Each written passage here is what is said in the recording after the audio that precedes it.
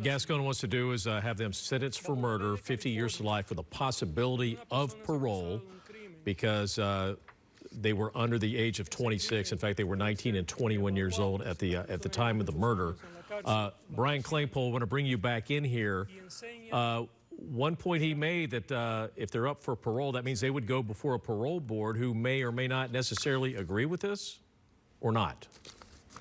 Yeah. Hey, Glenn, great to be back with you. I mean, first of all, a judge at the end of November has to make a decision, right? I mean, Right. George Gascon is not the judge. He's making what's called a recommendation to the court.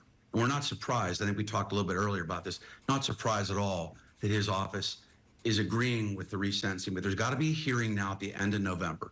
Then an independent judge has to decide whether to adopt what George Gascon wants to do and have a resentencing. That's the first decision. If the judge says yes, then you're right. Then they're not going to get out of jail at that point in time. There's got to be a parole hearing. There's got to be, information submitted to the parole board, and then the parole board would have to make a decision on that That would be months down the road. If the judge is basically approving and moving it forward, is that something that influences the parole hearing and the board? Yeah, that's a great question. I mean, just to be clear too, this isn't like a magical thing where Gascon gets on and says, "Hey, we recommend resentencing," and then on November 29th, the Menendez brothers are walking free. That's not how our judicial system works. First of all, Gascon is making a recommendation. Will that help the judge decide to resentence? Absolutely. Whenever a district attorney is saying, "We agree with resentencing," it's hard then for the judge hearing it to say no. So at the end of November, on the 29th, I think you said, Lou, there'll be a hearing. That judge has to determine whether to move forward with resentencing. Once that decision is made then, Lou and Glenn, then the judge has to decide, what does that look like? Are we going to resentence or not?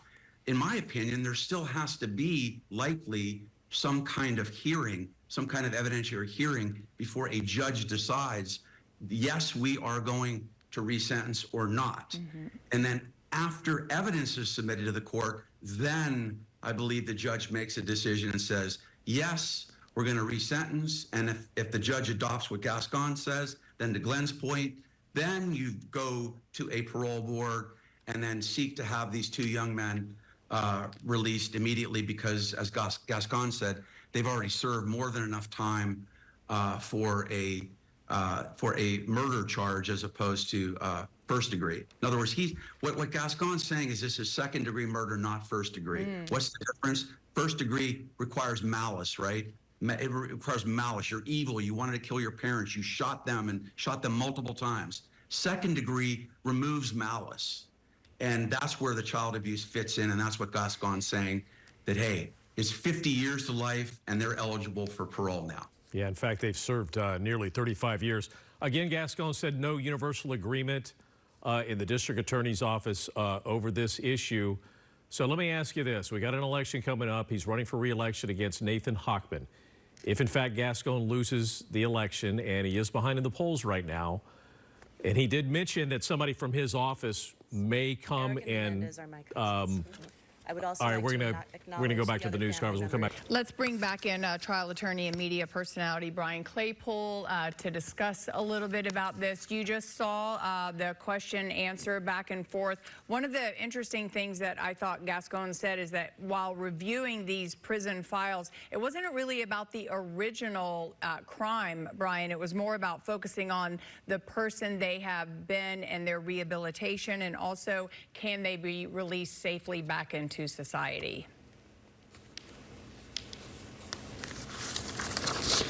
I can't hear it. Is he? I cannot. Brian, can you hear us? Oh, so maybe Brian's not hearing us yet.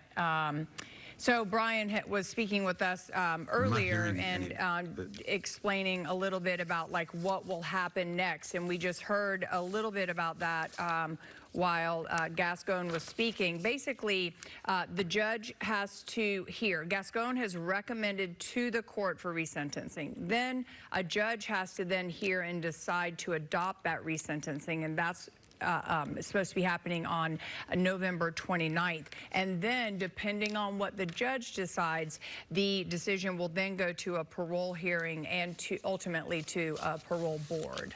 And that first hearing again will be on the 29th. And but this is a process, as Brian Claypool told us.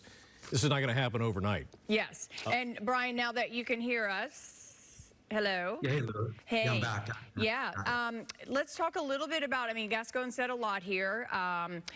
He said one thing really interesting, that when he was making his decision, reviewing the prison files, wasn't just about the original crimes here. Basically, they're focused on, have they been rehabilitated? How have they behaved behind bars in prison all these years? And can they be safely integrated back into society?